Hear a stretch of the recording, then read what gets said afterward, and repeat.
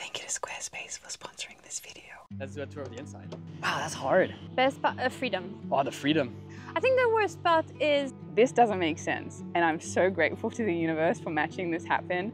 Today is day 2 of my adventure around Australia, overlanding Australia. I do not know what I'm doing. So the best people I could run into are people that are professional at doing this and have been doing this for years. And it just so happens that our timelines have worked, synced up. I'm so happy to introduce you to two very inspiring individuals, Nick and Mathilde, who are traveling in their 4x4 Albatross for 2.5 years now, and they have another 3 years to go. Can't wait to show you. Hello to another episode of FreeHuman.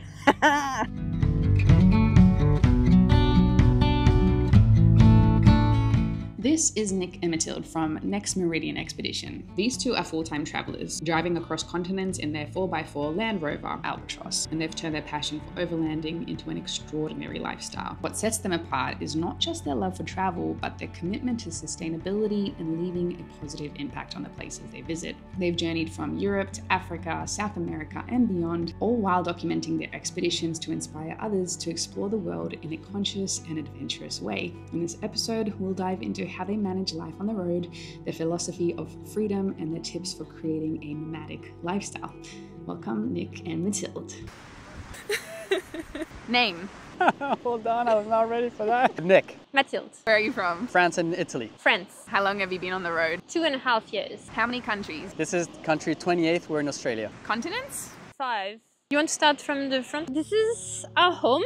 We call it the Albatross, or Albo is the nickname. It's a Land Rover Defender from 2012, and it's been bringing us around the world. What is this bag on the bonnet? We didn't want a roof rack, sleeping bags when it's really cold, camping chairs, those kind of things. What did you do before? So I used to work in a startup in Paris as a sales manager, and I managed teams, and I did that for about 4 years in Paris. I was working for the United Nations. I did that for 5 years. Welcome to the Albatross's belly. In here, we've got all of our drawers. Everything that has to go for Mathilde's clothes fits here. So Mathilde's past 2.5 years have been all in here, and I've got the next one. How did the two of you meet? Ooh, okay. With Nick? We met in Belgium in 2015 Common friend at a party. at a house party of mine. Talking about travel. We talked about road trips, Our first date was a road trip. and one day we just left on this big road trip. So it kind of all started with the same vibe all the way till today. A winch when we get stuck, all-terrain tires. We have a 4x4 because we like going in remote places. Why did you decide to do this? Multiple reasons. I always knew I needed to live several lives, but it was hard for me to understand how, because I grew up in a family with, you know, the importance of having a career, having a safety net, and I respect my family a lot for that. One of them was we wanted to have no regrets on our deathbed. That was actually one of the things. We talked to a lot of to our grandparents and said, hey, do you have any regrets? And they said A, B, C. Depends for everyone, but for us, we said, both of us, but Mathilde said a world tour would be our regret. But one day, on one of my professional assignments, I met a guy who started his career as an oceanographer on a boat in the Caribbean, and then went selling TVs in New York, and then went teaching English in Germany post the fall of the wall, and then went report on war in Afghanistan. And on the same team of people presenting, there were tons of people that had worked for 50 years in the United Nations, beautiful careers, beautiful achievements, but none of those guys inspired me even half or a quarter like this specific one. And that day I knew I needed to be like that guy. I need to live like as many lives as possible. So it took me a bit of time. Secondly, we decided to do it now because you don't know how life goes. Anything could happen, and we said, we want to do it now, let's do it now. I embarked on that, what I call my second life, 1.5 years ago, and I plan on having at least 9 like a cat. So awesome! Thirdly is because we were on a road trip in Croatia, and we just wanted to keep driving and not turn around back to Paris and go back to work. We said, how do we do that? And so we Googled it, and we found out overlanding was a thing. We didn't know what it was. And then we said, well, let's do it. Let's do it, but let's do big. Let's do the whole world. That was the idea. Food is here. This is a pull-out table. Because we can eat inside or watch a movie or whatnot if it's raining. We've got a pop top just like Sorel. Whose idea was it? I think it was Nick. So it was originally my idea, but it quickly became ours. And today it's completely still our trip. because he has no barrier. He has no barrier of what should be done. And I was still in this kind of net of what a career should be, what my life should be. I think if one person has more of a push to the trip and less than the other, then it can create a few frictions. So it's completely our trip. I knew I wanted to live abroad. Before meeting him, I was going to sign a contract to go work in Yemen. He brought me that freedom of pushing it even further. You don't even need to work. Or like you can work differently. You can do something different, you know. That's not like diplomatic answer, but It's great. yeah, it's okay, okay. Here, this is our wall of flag. We are not allowed to stick the flags ourselves. So every time it has to be someone from the country that sticks the flag. Best part about this life? Best part of freedom. Oh, the freedom. It's not because we're talking about free people, but I learned about freedom here. You can literally turn left, right, forward or backwards. Your creativity can go as far as you want. We make videos on YouTube, but we're gonna do trips next year. We can go on a world tour by motorbike, which you're only knowing it now via Sorel's channel, but next year we're starting a second expedition by motorbike. The responsibility that comes with freedom too. I think I had to learn that as well because I was type A student that was always doing things well by the book. And when you get free, it's like, well, I'm free, but what do you do with it? It's actually quite puzzling. And so that's what is beautiful about these things is if you put your mind to it and dedication and it works out, then you can do anything. And so that's the best thing. You can do literally anything. And Sorel knows very well this. Best part is freedom, but I also learned it comes with a lot of responsibility. How do you nurture that freedom? How do you keep it? You know, it's precious and it's hard to keep. What are the solutions? Passion. Passion probably is the good word. If you're passionate enough about that freedom, you will take on your responsibility to keep it. But for that, yeah, you need to find your passion in this freedom. I know it sounds very abstract, but if you think about travel, why do you feel free when you travel? And you nurture that passion of the why, then you will find ways of keep traveling forever. You will find ways of keep cooking forever. You will find ways of keep creating forever. And in my case, it's having that free time to live all the lives that I want to live. And so I need to take on that responsibility to be able to feed myself while I live all those lives, if that makes sense. The idea of the inside was we don't want to feel like we're camping on this trip. We want to feel like we're in our home. And so it's got to have a hot shower, it's got to have water, it's got to have accessible buttons and ports and outlets. Worst part about this life? Wow, that's hard. Worst part about, I don't know. Every time someone asks me this question, I'm always like, oh, I don't know, it's hard. It would probably be to be in a 3-meter squared vehicle always, even though it's not that bad. There's nothing I can say is bad, but the question is worst. So I need to find the worst part. I would probably say it's the worst, but it's not that bad. You have a form of disconnection with a previous life and previous humans that you were very close to, family members, friends that are still so meaningful to you. And you still love them dearly and you want to do much more things with your family, with your old friends. But because you live this life and you're trying to nurture this life and there's still another one, it's not always possible. In our case, we travel so much, I don't spend as much time as I should with my family, with my old friends, etc., etc. Seeing all your friends develop on a parallel life that you are so far from sometimes gives you a little bit of a sting, like, oh, they're getting married, oh, they're getting their first child. And it's like, we're so far away, but at the same time, we're so happy. So now everything's awesome. Some extra water, some extra diesel, some extra storage. This is the kitchen. Favorite memory? Not ready for these. There's so many, so I just picked the first one that comes to mind. It's hard. I don't want it to sound cliche. It's an old lady in Ecuador. We passed by driving and she was pulling her horse alongside the roads. And we stopped like a kilometer or two after passing her. And we were watching a waterfall or whatever. And she caught back to us. She was 85. She was old, but she looked beautiful and she was so funny. So it's the first one that comes to mind because she gave me a lot of energy. She just like came to us, started talking, started asking questions. And then when we said we were from France, she was like, oh, pobres señores, like poor guys, like you're far from your home, what are you doing here? And I think I was kind of looking at her as the poor person in the relationship, but I think she looked at me as the poor person because I was far from my roots. I don't know, she brought me a lot of energy, a very good life lesson, a very good memory. Germa, her name was. I would think meeting people on this trip. We met this guy in Guatemala that Mathilde was like, oh, we shouldn't talk to him so much because we were in this really remote area. And this guy came up with a scooter and he actually had a gun on his side, and that's because it's normal there in Guatemala. And I was like, no, we should ask him, you know, where there's a cool spot to camp and if it's okay. And Mathilde's like, no, don't do it. And I went and he invited us over to his house, and he had cousins who lived next door, and they had a huge field full of cows and banana trees and everything. And we ended up spending 3 days in his house, working on the cows, explaining to him what we were doing, all of this in Spanish. I think this is the strongest memory, and any encounters, I think, are the ones that really make the trip special. Under here is all of our spare parts. So everything that we carry in terms of spare parts are all in here, and it has saved us a few times. A lot of tools. How do you fund this? Originally, it was savings, and we had enough for 3 years, which actually we found out was only available for 2 years because it's just too much happening in this life. And luckily, YouTube took off. Instagram did, collaborations did as well, Patreon as well. And so that really keeps us on the road and now opens to more possibilities because our trip is now extended to 5 years. Otherwise, we'd be already home working somewhere on a computer, which no, we're not ready for.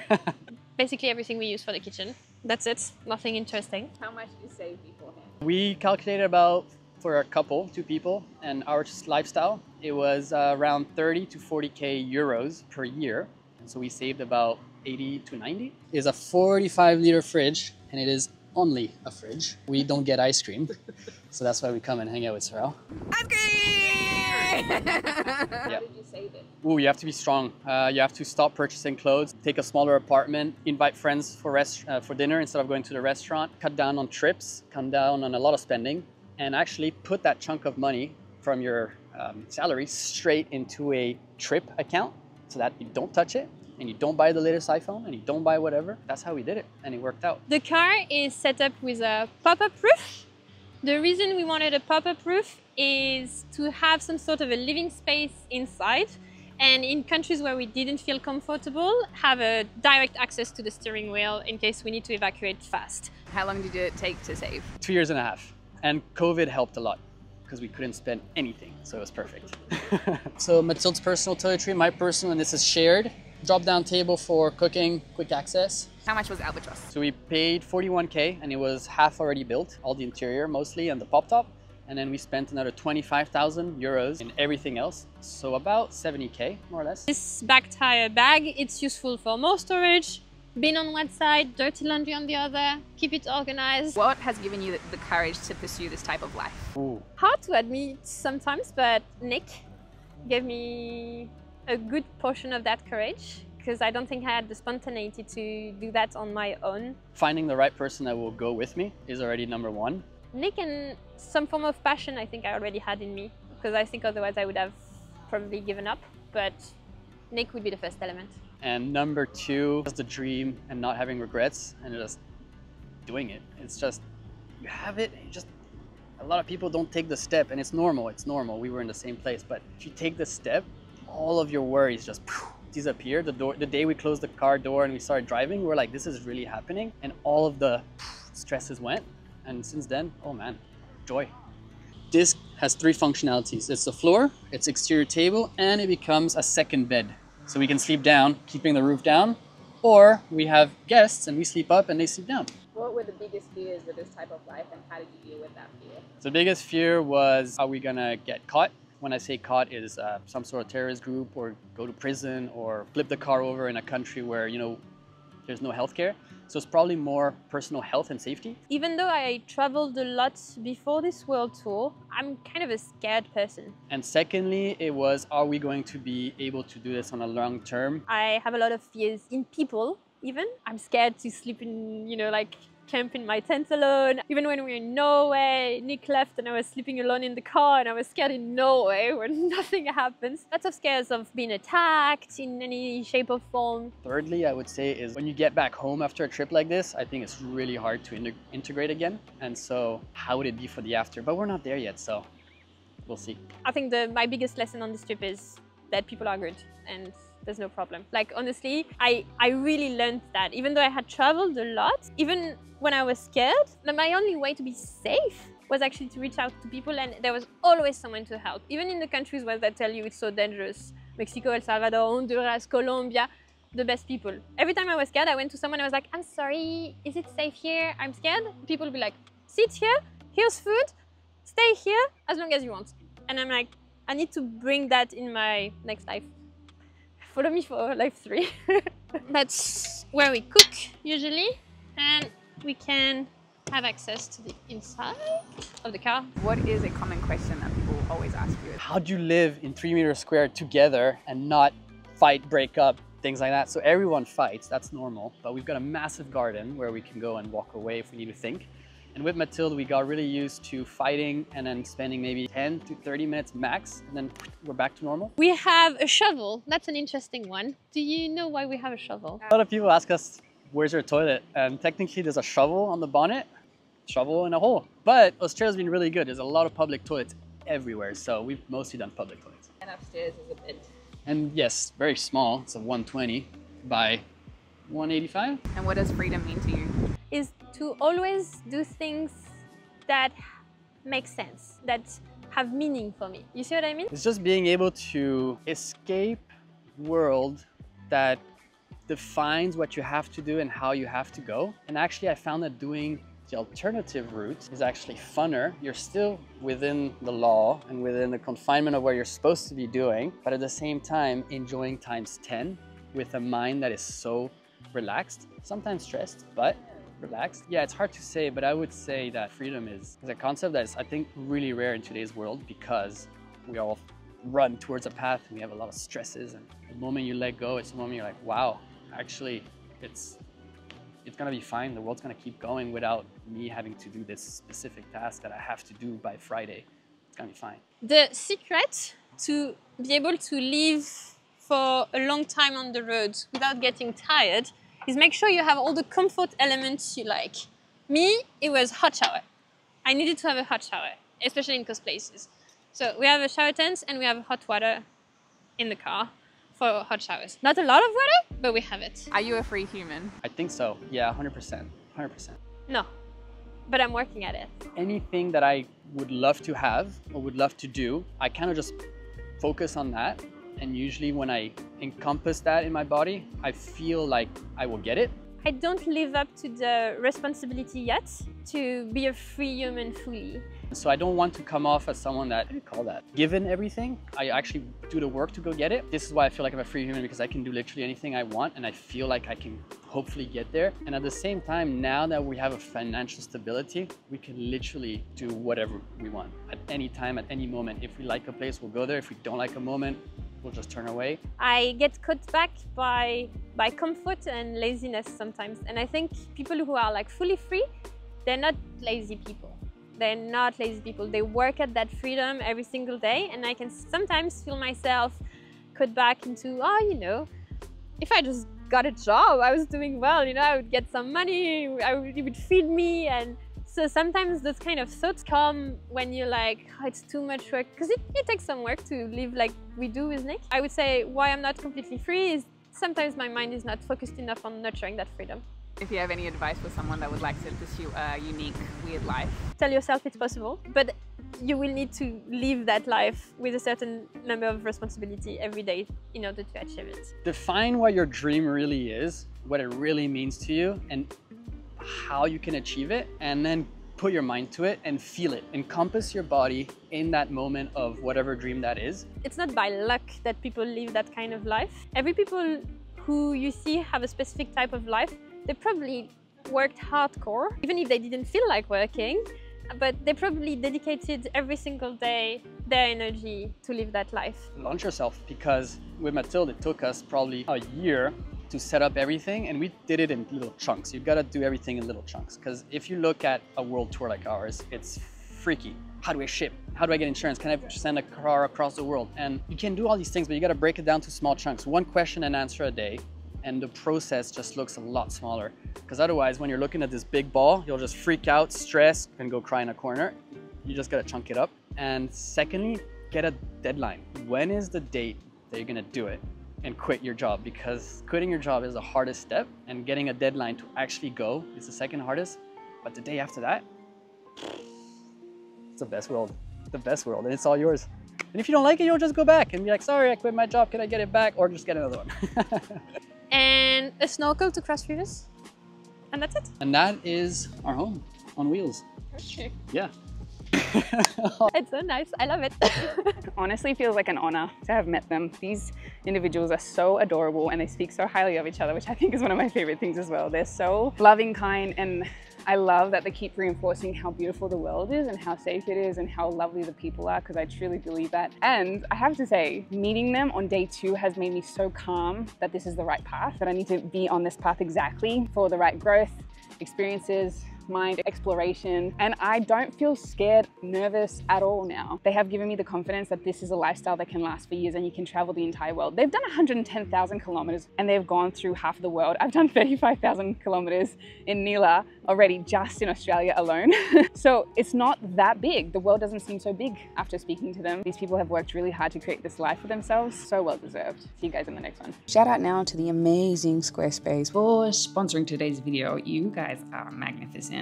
Tool for business owners and artists like myself to have a beautiful online presence that actually gets results. So excited to tell you about some features that I personally love. We have Design Intelligence, introducing Design Intelligence from Squarespace, combining 2 decades of industry-leading design expertise with cutting-edge AI technology to unlock your strongest creative potential.